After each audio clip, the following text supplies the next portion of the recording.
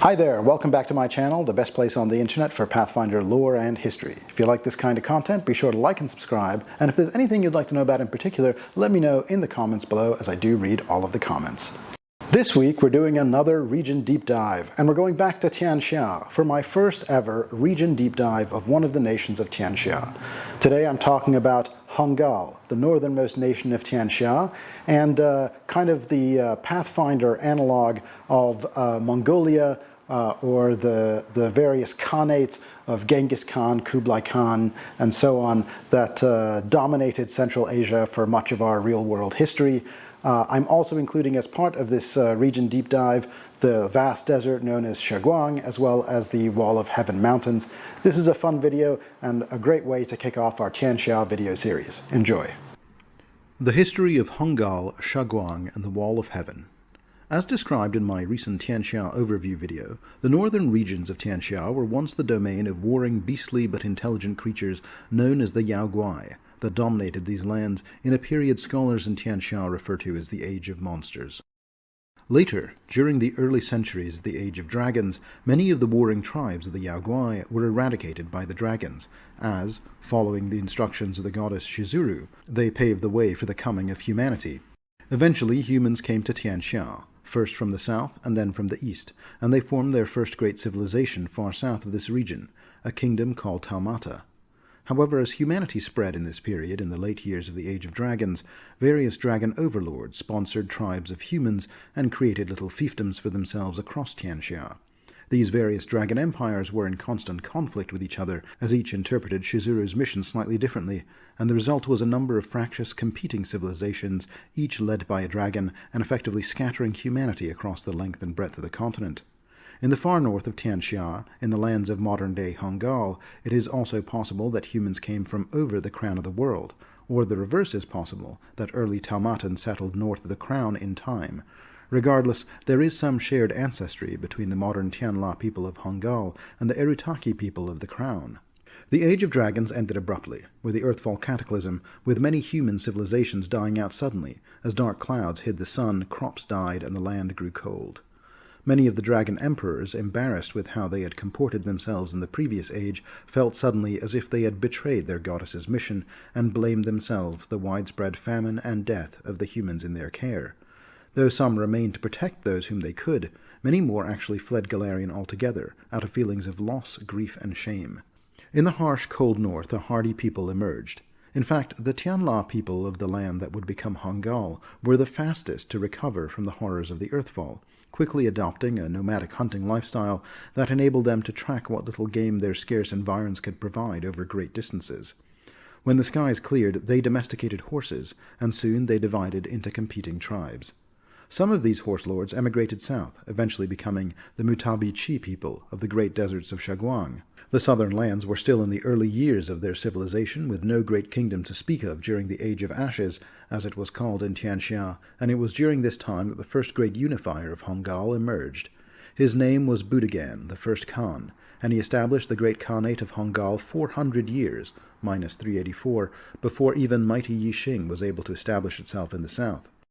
Budagan was a towering figure, a near mythological hero of the ancient world, said to have been half-giant, and respected and feared by all who met him. He is said to have united the land by fighting back its many dangers, and protecting its divided people with a massive red spear, granted by the great sky spirit Tenengir above. His reign was relatively short-lived in the grand scheme of things, but his legacy, the mighty Khanate of Hongal, persists to this day.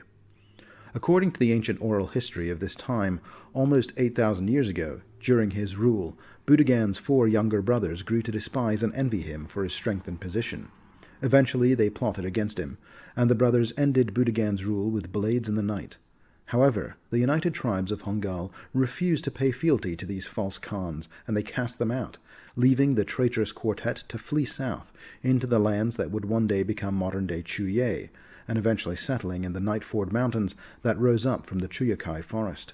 In the following few hundred years, the tribes of Hongal separated again, each being led by a different Khan, with no great Khan to unite them all again. Yet in spite of this, they still formed more of a unified civilization than most other human realms on the continent. Although not explicitly noted in the text, it is also likely that, as the first human civilization of the north, the horse lords of Hongal were the first people to make the acquaintance of the kami, who dwell in the forest of spirits that borders their realm on the east. It is explicit, however, that as a people they are clearly attuned to the way of spirits. In any case, about 400 years later, in southern central Tian Xia, in the year 1, Empress Su was born, whose rule would establish the great empire of Yixing. By the year 88, that empire bordered the Shanguang Desert at its northern reach. Back in Hongal in the year 164, something remarkable happened. Budagan's 4 brothers came out of where they had hidden themselves in the Nightford Mountains at the head of an army of ogres and giants. Bear in mind that this was over 500 years since they had murdered their brother. The brothers came to possess powerful dark magic, and it had in turn granted them unnatural long lives. They razed the land and decimated the scattered tribes in the area. One of the greater tribes of Hongal, led by Khan Iknazan, for whom the impressive Iknil River would later be named, used his strength and charisma to attempt to reunite Hongal's tribes, as Budagan had once done before him. Iknazan's pleas won the favor of the tribes, and it is also said the blessing of both Tenengir and Budagan's own ancestor spirit, who endowed his army with the speed of the wind. Great Khan Iknazan, second unifier of Hongal, also tracked down Budagan's ancient and magical spear. Though cracked and damaged beyond use, the powerful magic still ran through the red metal of the spearhead. The Great Khan had the weapon melted down and reforged into dozens of magical arrowheads. With the enchanted arrows made from Budagan's spear, Iknazan is said to have defeated the brothers and driven their dark army back into the mountains. Iknazan thereafter named the final battleground of their victory, Ma Yi, the Spear of the Steppe, and they built a mighty fortress there, a construction atypical of the otherwise nomadic khans of the steppes. Additionally, since that time, a single Khan has ruled all of Hongal continuously since the crowning of Iknazan, and the tribal Khans came to be called the Bagabode, or Horse Lords. Then in 1869, above the great desert of Shanguang, a great flying city from half a world away crossed the Wall of Heaven mountains from the west, but high winds had bashed it against the mountain peaks, and suddenly it was drifting aimlessly over the high kingdoms of Shanguang. Its gifted aeromancers were besieged by extraplanar creatures, and by the time they had reached a stalemate with their enemies in the flying city, many generations had passed, and the true mastery of their ancient magic and technology was tragically lost, along with many sections of their city. Today it floats listlessly across the great desert of Shanguang, with its descendants trying desperately to repair it. In time, some of these would descend down to Shanguang to meet the Mutabi-Chi nomads, with whom they have developed a respectful alliance. In 2612, Teikoku the Chosen unified the land south of the Forest of Spirits. His new realm, the Teikoku Shogunate, became friendly with the kami of the forest, and began to work on the Spirit Road, connecting the Shogunate of Teikoku and the Khanate of Hongal. The strong diplomatic alliance with these two northern realms put pressure on the great empire of Yixing in the south to continue to expand and proclaim its dominance across the continent. In 2802, Emperor Aolin of Yixing successfully expanded his empire northwards to claim the lands of Chuye. Hongal now bordered the empire along the Iklin River and across the sea of the Sapphire Sound. Although over the next 3,000 years Emperor Aolin would attempt various forays into the Khanate of Hongal, that realm would consistently prove too treacherous and its people too warlike to tame. In 3800, the explorer Amatotsu Agenhei from the Teikoku Shogunate would chart a path over the crown of the world. As a base of operations, Agenhei would establish a city in the northern foothills called Ordu Agenhei.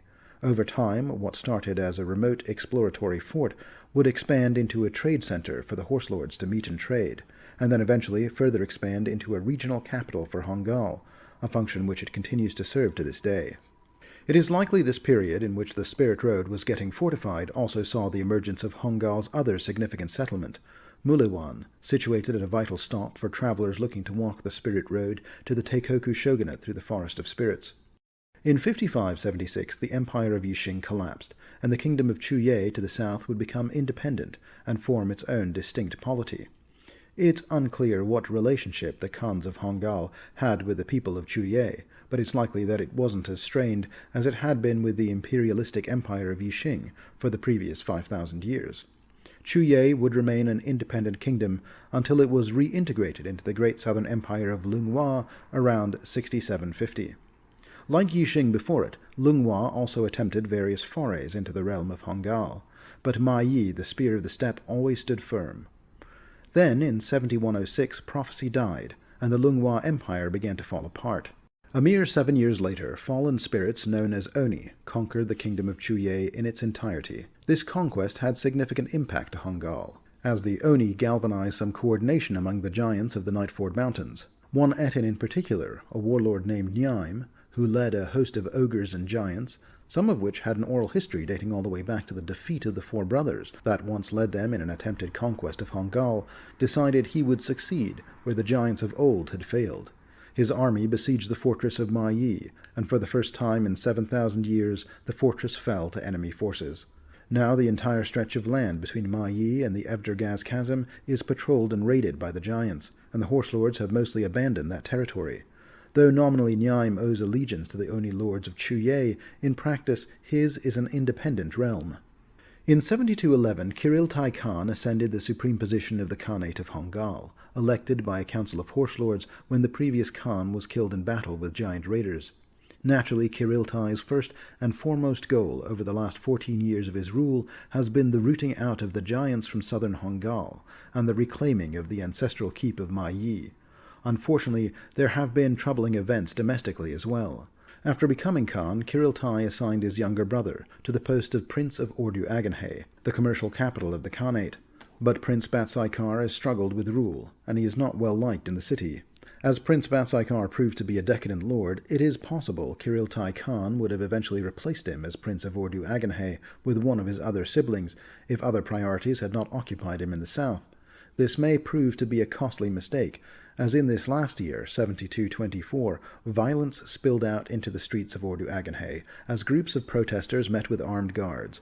The protesters, a faction calling themselves the Silver Ospreys, overpowered the palace guards and have since seized the palace. Prince Batsaikar, however, managed to flee the palace via secret tunnels, and is currently in hiding, along with his royal advisor Chua, as the palace has been overtaken by the rebels. The whole mess has put the Khan in a difficult position, as he can't endorse an insurrection like this, but neither does he look favorably upon his younger brother. No one, in fact, knows where the prince has hidden himself, the Khan included. Meanwhile, in Shanguang, life continues much as it ever did. The nomadic Mutabi Chi have spent generations traveling Shanguang and openly welcoming kind-hearted strangers. Shanguang has no official borders or central government, allowing each Mutabi Chi tribe to decide on their own laws and ways of life. The sky city of Vijay continues to float above them, as the ancient descendants of the Shori people work tirelessly to repair its ancient magical drives. This brings us to today. In northern Tian Xia, the enduring stillness of the Wall of Heaven Mountains and the vast desert of Shanguang is counterbalanced by the chaos of Hongal, an ancient land presently riddled with internal strife and engaged in an open war with enemies to the south. What the future of these lands holds, only time will tell. Now that I've covered the history of the region, I'm now going to take a deeper look at the three geographic regions in northwestern Tian Xia: the Wall of Heaven Mountains, the Desert of Shanguang, and the Khanate of Hongal. The Wall of Heaven. The Wall of Heaven is arguably the most magnificent natural wonder in all of Galarian. This mountain range extends from the Arctic Circle to the equator, dividing the northern hemisphere. Even its smallest peaks rival the Five Kings Mountains, while its tallest peaks break the clouds. Some of its summits reach heights high enough to brush against the fabric of the universe itself, creating liminal spaces and gateways to the heavens, the plane of air, the netherworld, and other stranger realms. It is this thinness of the veil here that permitted the denizens of Leng to enter the sky city of Vijay when it crossed into Tian Xia 5,000 years ago. Because of its jagged cliffs and high altitudes, most of the wall is inhospitable to humanoid life. The weather in these mountains is also famously treacherous. Storms of incredible fury can appear out of nowhere within minutes. Avalanches capable of burying entire cities occur as the spring thaw hits, and monsoons flood valleys, causing colossal mud waves to cascade down. Predatory beasts and monsters dominate the lower regions, while ancient dragons, divine servitors, and powerful elementals rule its peaks. The oldest surviving civilization on the Wall of Heaven, however, are known as the Keepers, a civilization of intelligent yetis that dwell amid the mountain's snow-capped peaks. They sometimes descend from their lofty reaches to assist peaceful travelers crossing the mountains, moving through the snowy heights with ease and knowing the mountain passes better than anyone. Small pockets of human and other humanoid civilizations do persist in these unforgiving mountains as well. The Lamjung Pass Monastery, for example, is home to hundreds of Auroran monks, welcoming devotees of various allied faiths who make pilgrimages there each summer. Important locations in the Wall of Heaven include Altan Zud, also known as the Last Pass. This steeply rising valley located northwest of Ordu Agenhe connects the crown of the world to Hongal. Crafty Tian Xia here have set up shops to provide travelers with whatever they might need on their journeys. Travelers wishing to brave the crown should be wary, though. Some volunteer their services as guides only to later disappear. Legitimate guides charge steep costs and tend to be choosy about who they guide. Zhuchou. The largest independent city in the Wall of Heaven is called Zhuchou, and about 3,000 inhabitants live in this lofty mountain village. Zhuchou was constructed by the Empire of Lunghua when it established its own path across the crown of the world, ultimately culminating in the construction of the city of Icestair in the realm of the Mammoth Lords. When Lunghua collapsed, both the city of Icestair and the city of Zhuchou became independent self-governed city-states.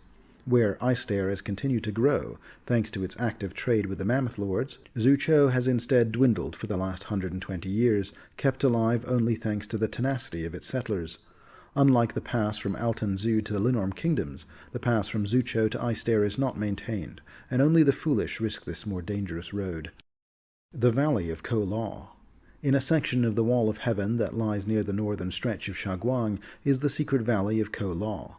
Within lies a concealed and forbidden city of the same name, ruled over by a cruel population of vampires, mostly vampiric oracles, witches, and monks. These sinister inhabitants have for a long time cultivated a false rumor that a secret paradise is hidden in their valley, a place said to be like heaven on earth, a land of plenty where all human evils are unknown, and the enlightened residents need no ruler at all. However, the reality is of course starkly different. This idyllic facade is a story designed to draw in unsuspecting human pets that will come to serve them as labor and food. Menu Su. As already mentioned, tears in the fabric of real space put the dimension of Leng in close proximity to the central portion of the Wall of Heaven. Philosophers have theorized that the wall's peaks are so high and sharp that they thin the barriers between reality and nightmare. Others believe that the denizens of Leng in primeval times ensured a perpetual link between their realm and this location. Whatever the cause, the ominous basalt ruins of the cursed city of Menu Su are ruled by Leng's monstrous inhabitants, who ride horrifying shantak birds when they need to descend to the lands below on their sinister missions. Him Cho. Just south of the nightmare peak of Menu Su, but still contained in the Gorak Cho region, where the mightiest of the range's peaks lie west of Shanguang, is the range's highest point. The Him Cho, or the Mother of the World, towers at a staggering height of 37,400 feet. That's almost half again as high as Mount Everest is on our world. Pilgrims of various gods make their way to temples at its mighty feet. Only those with magical protection, though, can attempt the journey into the eternal winter found amid the airless peaks of its summit. Kanchung La and Targ Kang.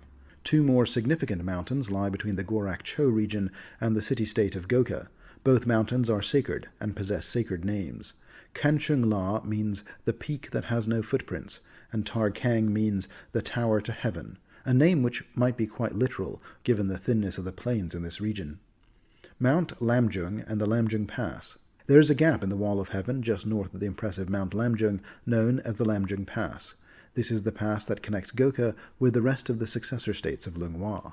The pass and the mountains are the most densely populated parts of the mountain, thanks to their proximity to Goka, Lingshan, and Quain. Numerous mountain temples can be found here. The aforementioned Lamjung Pass Monastery, which perches atop the Lamjung Pass, is one of the most spectacular, constructed so that it hangs over the infamous wall of Lamjung and overlooks a 6,000-foot-high sheer cliff looking out onto the Gokan Saddle. It is not the largest monastery in the region, however. That honor goes to the waterfall-enveloped Dap Cha Monastery, near the headwaters of the Myochi River, a monastery that is the size of a large town. The Celestial Dragon Temple. This mountainside retreat, located in the Wall of Heaven foothills that abut with the kingdom of Quain, is yet another temple dedicated to Irori. It is among the most respected and famous centers of martial arts training in all of Tian Xia, and it teaches the famous dragon style, teaching students how to empower their fists with the elemental power of dragons. Aspirants from across the dragon empires, even as far as distant Mingkai, make the long pilgrimage here to study under the temple's expert masters. The Iron Mountain. The overland route to the Iron Mountain passes through a region of towering peaks whose overgrown tops appear as islands that float among the clouds. Known as the Flying Mountains, this area is home to enormous beasts and strange flora that thrive in the perpetual shadows of deep canyons. Standing out as a notable peak among them is the Iron Mountain. Constructed into this mountain, an ancient platform, surrounded by sentinel statues of Fu lions and other creatures, marks the site of twin gates, one leading to heaven and one to hell. Every 12 years, a powerful imperial dragon, known to the people of Quain as the Celestial Dragon, will grant a royal maiden a wish, if she correctly guesses which of the two portals will lead to heaven. On the appointed year, the mountain passes are packed with women who hold claim, whether real or imagined, and want to see their dreams made true. The locals call these the princess processions, and often accompany them up the mountains in small entourages, each having selected a favorite princess to support. The Desert of Shanguang.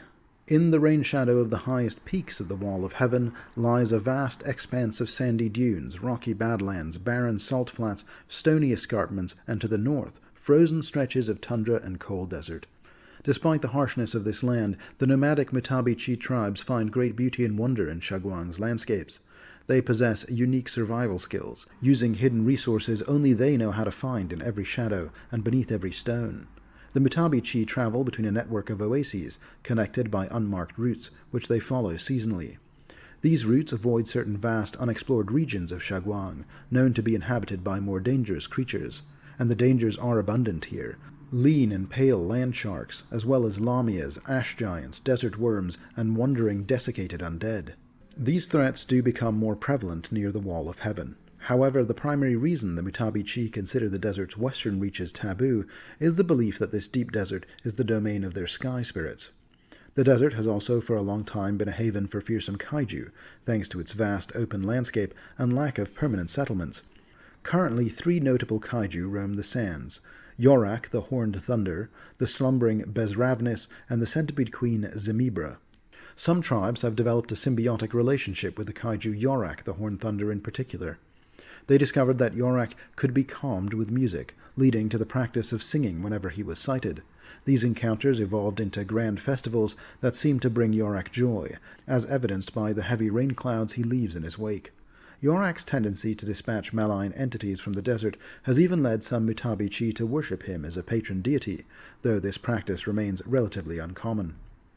The people of the desert wear loose-fitting clothing to shield their skin from the sun. They wear little jewelry or other adornments. Instead, they create bright, jewel-toned dyes from specific desert plants and insects, which they use to sew elaborate patterns into ceremonial clothing and tapestries. These dyes, found only in the desert, and the labor-intensive patterns make Mutabi-Chi textiles highly valuable in the right markets. Those who leave the nomadic life often find their traditional weaving skills in high demand.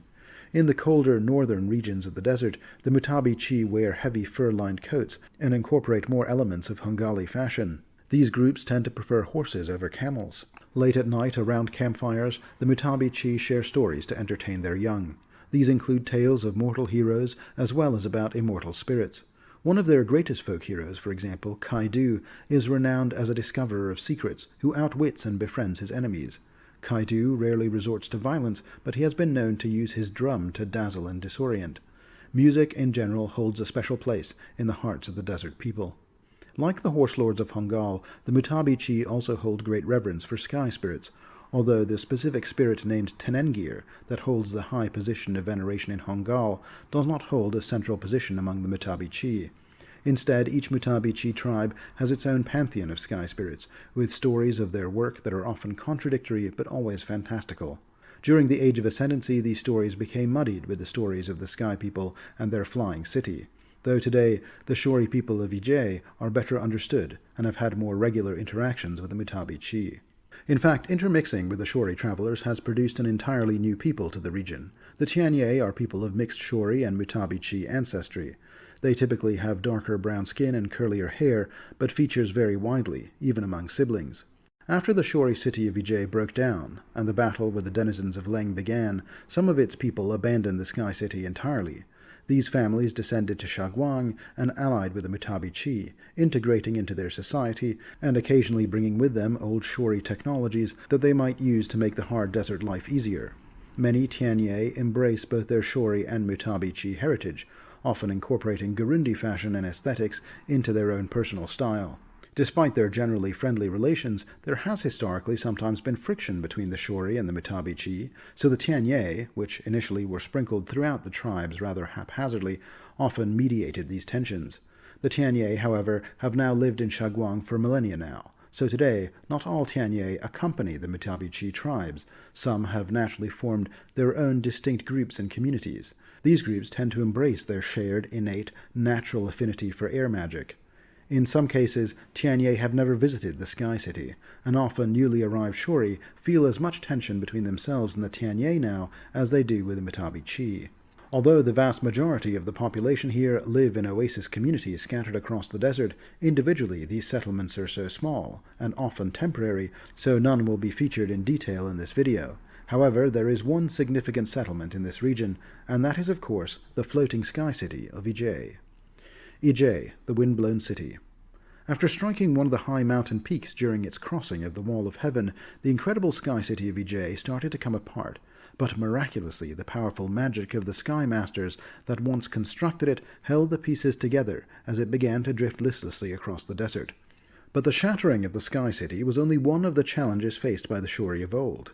The other was the aromantic maelstrom that engulfed half of the city, an open breach to the plain of Leng, from which otherworldly horrors took and held various parts of the city.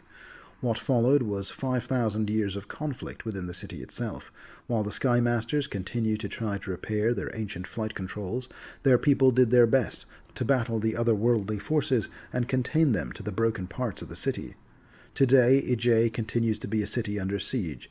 The descendants of the Shori here are ruled by 3 seemingly immortal Sky Masters of the old empire, and although some parts of the city are now safe, they still engage in pitched battles with the denizens of Leng across miles of ruined cityscape and shattered islands, where multi-tiered buildings of splendor and monuments of immaculate craftsmanship now stand largely in ruin.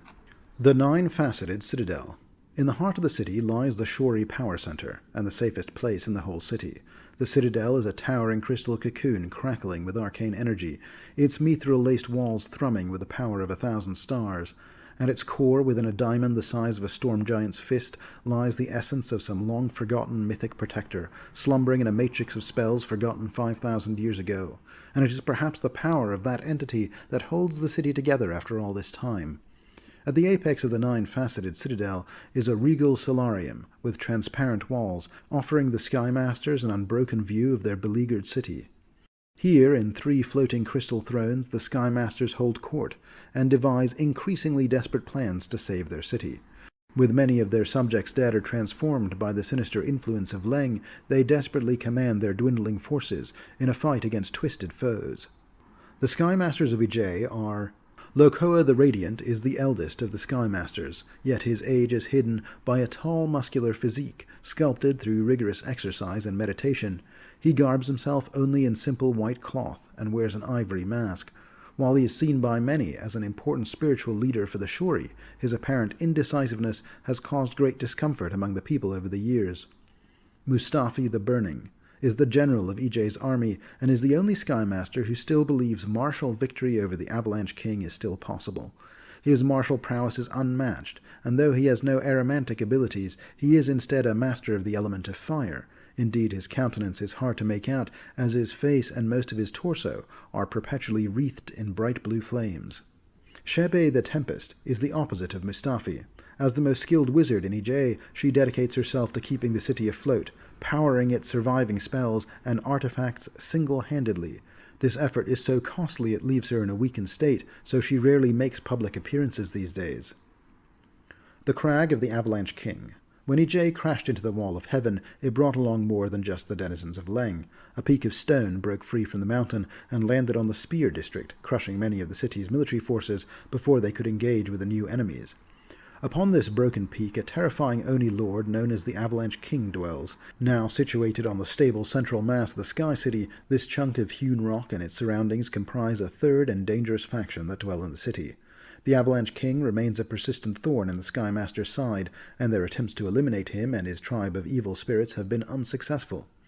One thing the Sky Masters hopes the Oni Lord never realizes is that deep beneath the Avalanche King's crag, buried under tons of stone, lie magically sealed vaults containing some of the Shori's most dangerous military innovations. The Sky Masters have been careful with their expeditions into his territory, though, torn between the desire to reclaim these weapons and fear that the Avalanche King may discover and use these buried caches for his own nefarious purposes. The Dream Pools. Once the pride of Ijay's Pleasure Gardens district, these sprawling pools were always filled with balmy, pure water, refreshed continually by potent magic, and attracting the rich and powerful of the city's oldest imperial families. They have since been tainted by fell energies from the dimension of Leng, and anyone bathing in these waters is assaulted by the dreams and nightmares of 1,000 sleepers at once. Overwhelmed by an onslaught of fragmented visions and sensations, from exultant to erotic to nightmarish, these dreamers usually surrender, hurling themselves into the pool and drowning in deranged ecstatic bliss. In recent years, some Shori youth have discovered they can extract drops of these dream-laden waters and use them as a potent narcotic. Some on Galarian, aware of the water's effects, would gladly pay exorbitant fees for even a single drop. The Tower of the Yellow Haradan. The once proud towers of the Spire district crumbled during the crash, and a twisted influence from Leng invaded the district, reshaping many of these ruins into a single sky-rending tower of impossible geometry. This tower reaches miles into a layer of swirling dark clouds that cling to its upper reaches. Inside, reality folds in on itself, and natural laws no longer apply. Strange, twisted perspectives and warped architectures unfold to house large communities of the denizens of Leng. Packs of hounds of Tindalos prowl the shadows and interspaces, while misshapen, many-limbed nightmares lurch along cracked walls and ceilings, muling pure madness into the night. The Yellow Haradan reigns over the denizens of Leng and Ijay, a handmaid of the High Priest in Yellow, the Chocho Lama of Leng. Her commands are inscrutable, and the hordes under her control engage in horrifying predations without any clear overarching strategy. It's possible the interests of Leng are too twisted for mortal minds to fathom, or perhaps the extent of their work has yet to be revealed. With one foot in Leng and one in Galarian, the Yellow Haradan is said to be able to bridge the veil that separates the material world from the sprawling, bone-ridden plains of nightmare from which they hail. She is a formidable foe, and the Sky Masters, for all their power, have been unable to displace her for 5,000 years. The Aromantic Maelstrom. This colossal vortex of multicolored magical vapors erupted from the depths of Ijay shortly after its collision with the jagged peaks of the Wall of Heaven. A massive stone spur tore into the bottom of the city and ruptured vast chambers that contained the arcane coolants and wild magic seals which once allowed Ijay to command the clouds and control the weather around the city. The maelstrom exploded with such force that 3 districts above it were completely obliterated. Thousands of Shori were atomized in an instant, their ashes swept up into the maelstrom and dispersed into the sky. For the next 3 days, strange ashen snows fell on Ijay, leaving its inhabitants with a taste of the spell-seared dead on their tongues. The Aromantic Maelstrom has raged ever since, pouring a fountain of arcane power into the sky. On clear nights it is visible from the deserts below Ijay, appearing like a multi-hued comet frozen in the sky. The Maelstrom's whirling eldritch fires can vaporize spell-tempered adamantine as easily as paper. Musafti the Burning sees the Maelstrom as an opportunity rather than a catastrophe. He believes that if an expedition could be mounted into the damaged inner workings from which the Maelstrom roars, it might be possible to direct its torrent of destruction toward the Tower of the Yellow Haradan. However, Lokoa and Shebe continually forbid this dangerous gambit, believing the risk of misdirecting the Maelstrom towards their own holdings, or worse, detonating the entire city, is too great to wager on. Hongal. Situated at the far north of Tian Xia, Hongal Steppe is a vast wilderness, with blue skies that prevail most of the year. Further north still lies the Tian Qiang, the Wall of Heaven, an enormous mountain range that spans the breadth of the land. The eastern border lies by the Forest of Spirits, while rolling hills and the Iklin River separate western Hongal from Shanguang in the west. In the south the hills have dried up, giving way to fissures and canyons with peculiar rock formations known as the Evdergaz Chasm. This chasm serves as a natural barrier for nomads, as many avoid venturing too close to Ma Yi, which, as described in my history section, is now controlled by tribes of territorial giants, who have nominally sworn fealty to the Oni lords of Chu Ye, further south still. The rest of Hongal is flat plains of grass and shrubland, with dangerous windstorms racing across the steppe year-round. The Chucho Tengir, a seasonal storm, is the most feared such windstorm, and it leaves behind strangely mutilated corpses in its wake. Hongal is ill-suited for crop growth, and its people survived by following grazing herds from pasture to pasture. Even the southeastern border with the waters of the Sapphire Sound isn't safe from the harsh winds, turning what should be fertile land into rugged scrubland and pine forest. The horse lords of Hongal are of Tian Xia ethnicity, a related people to the desert nomads of Shanguang, but better acclimated to their colder climates. These humans are the most common sight among the nomadic tribes, characterized by their wind-weathered faces and braided hair. However, other ancestries can be found in the region too. Kitsune and Samsarans are a regular presence in Muliwan, either safeguarding the spirit road or residing among Muliwan's monasteries and temples. Mitsenki, or winter catfolk, described in more detail in my More Pathfinder Ancestries video, are a welcome sight whenever they descend from their mountain abodes. They are renowned as Hongal's greatest practitioners of eagle hunting, creating bonds with the mountain birds and hunting alongside them. Meanwhile, as the commercial capital of the region, Ordu Aganhe sees travelers of nearly every background trying their hand at making a fortune here. The horse lords, who are nomads by necessity, must be conservative with their possessions. Everything inside a camp serves a purpose and must be easily packed for relocation. Families share a single ger, or tent, always set up in a specific way. The most famous traditional Tian Xia clothing is called a deal, a one-piece robe with long sleeves, a high collar, and a wide overlapping flap that buttons on the right shoulder. Seasonal deal are made with appropriate materials, with wintertime deal covered by sheep or goatskin, and often including sleeve extensions that act as gloves. Nearly all industry relies on animal husbandry, making a tribe's herds their lifeblood. Horses, sheep, goats, camels, and cattle graze on the steppe. The most valuable of these are the horses. Each tribe prides itself on raising a special breed of horse, prioritizing traits like speed and power. Children learn to ride before they walk, and their horses are sometimes better treated than family members. Horse meat, a rarer meal than most might assume, is eaten during special celebrations, hard winters, or as part of medical treatment, as it is believed to be rich in vitamins and healing properties. Hongali horses are sought after worldwide and constitute a significant portion of a tribe's income at markets held throughout the year. Year-round, nearly every meal is served with milk drinks, either sute tsai, a tea made with leaves, mare's milk, water, and salt, or a Hongali favorite, ereg, or kumis, strong alcoholic beverages made of fermented mare's milk. A wide variety of faiths are practiced in Hongal, with the green faith and a Hongali variation called the blue faith being prominent among the tribes. The blue faith focuses on the great sky spirit Tenengir, believed to be the sire of Hongal's great spirits of earth, sea, and wind, as well as the spirit which granted strength to Budagan, first unifier of Hongal, and enchanted his magical spear. The practitioners of the Blue Faith see the people of Shanguang as closely related cousins in faith and are welcoming of visitors from the west. Desna is also revered by many who ask for her blessings during their travels around the steppe. Kofusaki is invoked during festivals to bring laughter and good fortune, while those in the mountains pay respect to Yamatsumi for his protection. Among soldiers, General Susumu is a favored figure, called upon to bless their horses with the wind's speed, their arrows with a hawk's precision, and their names with undying glory. Muliwan houses altars and temples to a plethora of deities and faiths popular in Tian Xia, the largest being Daikitsu and Irori. Unsurprisingly, Abadar is heavily venerated in Ordu Aganhe. A massive temple marks the transition from the city to the path of Aganhe proper, where all merchants must pass through to ask for prosperity and give Abadar his due of trade. As described in my history section, Hongal is comprised of multiple tribes, and each of these tribes may be comprised of multiple families.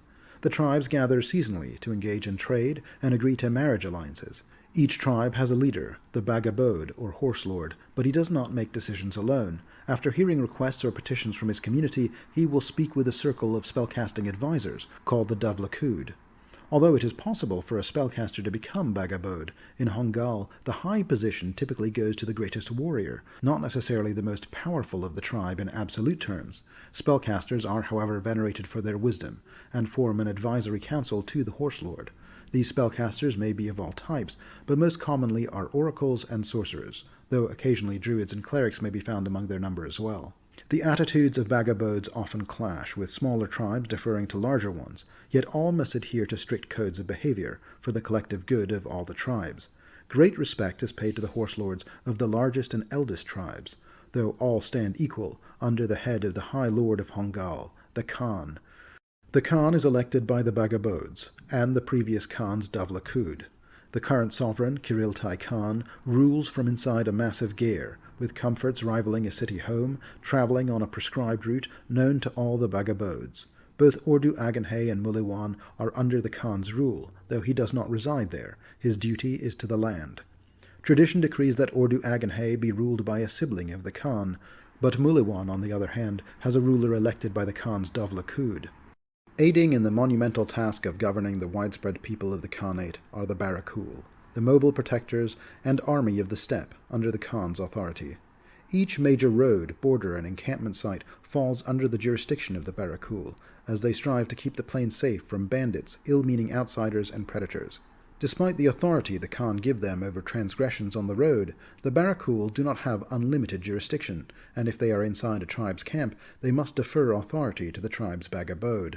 Kiriltai Khan is an imposing figure, renowned for his voraciousness and short temper, though perhaps his most notable trait is his honeyed tongue, said to be capable of persuading even the most contrarian person with words alone.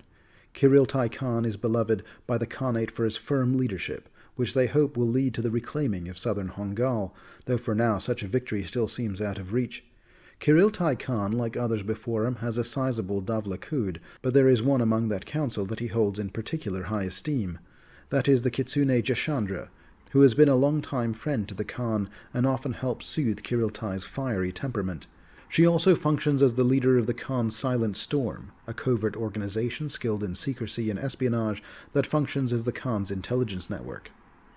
Important locations in Hongal include Ordu Agenhay.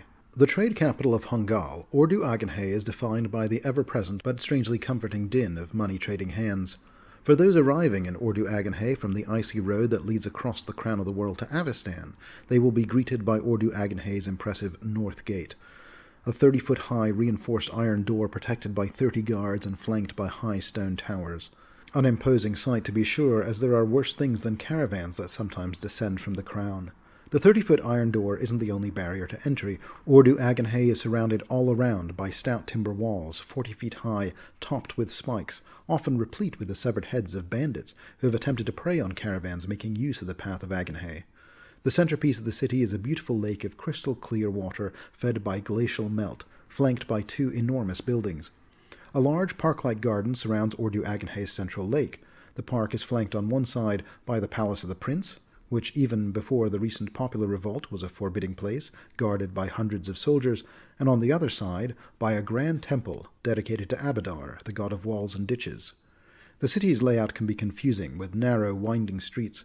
Buildings are timber-framed and have high gabled roofs and ornate decorated eaves. Paper lanterns light the streets of Ordu Agenhay at night.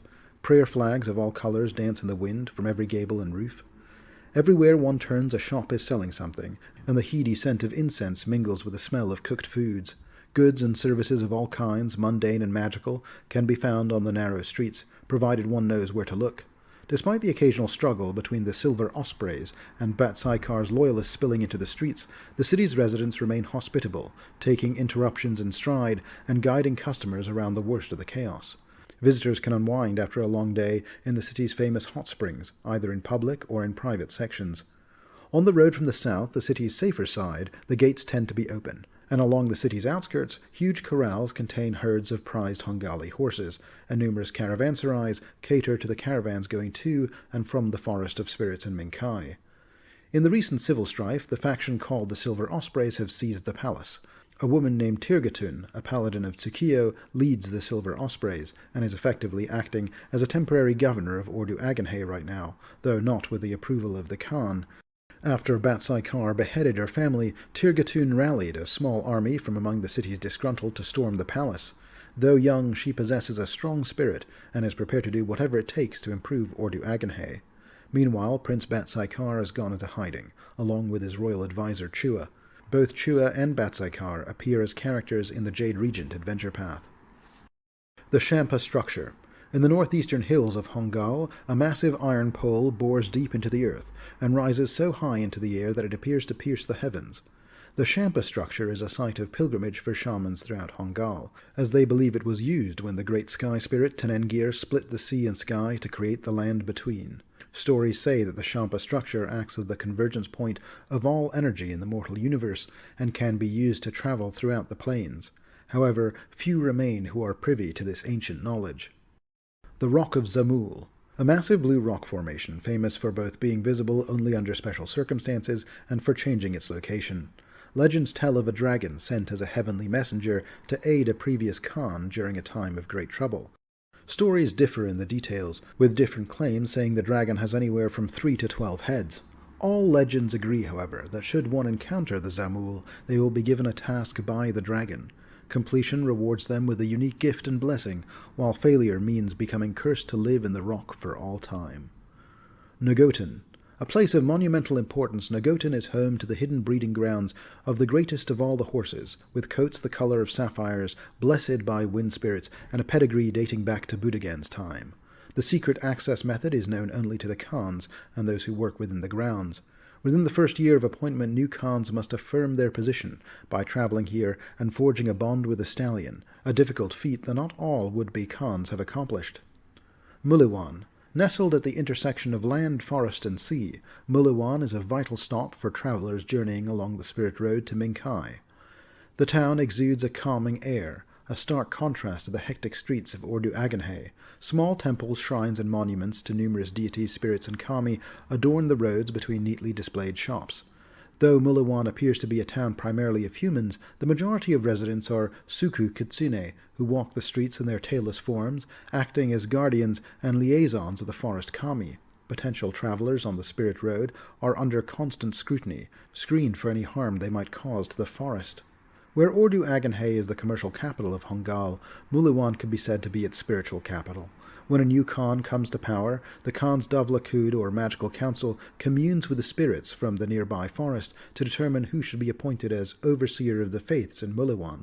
Since Kiriltai Khan's ascension, they have assigned this responsibility to a serene Samsaran monk named Tujan. The Evdergaz Chasm. This unique rock formation has served to contain the expansion of the invading giants that took the mighty keep of Mayi in the last 10 years. Within Evdergaz itself are beautiful rock structures, standing as if carved by hand, though no one knows who would have accomplished such a feat. Brave travelers explore its passages to see the rocky wonders, while bandits and independent tribes sometimes camp inside, though all must be wary of the many strange creatures that call the chasm their home. Mayi. Once a site of triumph, Hongal's first settlement now houses only violence. Dilapidated gurs and decrepit ruins lie scattered on the plain, populated by the brutal Eton warlord Nyaim and his host of ogres and giants. The army's refuse has destroyed what little crop soil there was and threatens to creep into the Sapphire Sound. The plains around Mayi are home to bands of bandits and rogue tribes attempting to reclaim the settlement themselves, instead of waiting for Kiriltai Khan's commands. Though he is aware that Mayi's Eton leader Nyaim is amassing an army, Kiriltai has hesitated to deal with the matter, as he wishes to avoid sending both the Barakul and the Silent Storm on such a perilous mission, while Ordu Agenhe remains in turmoil.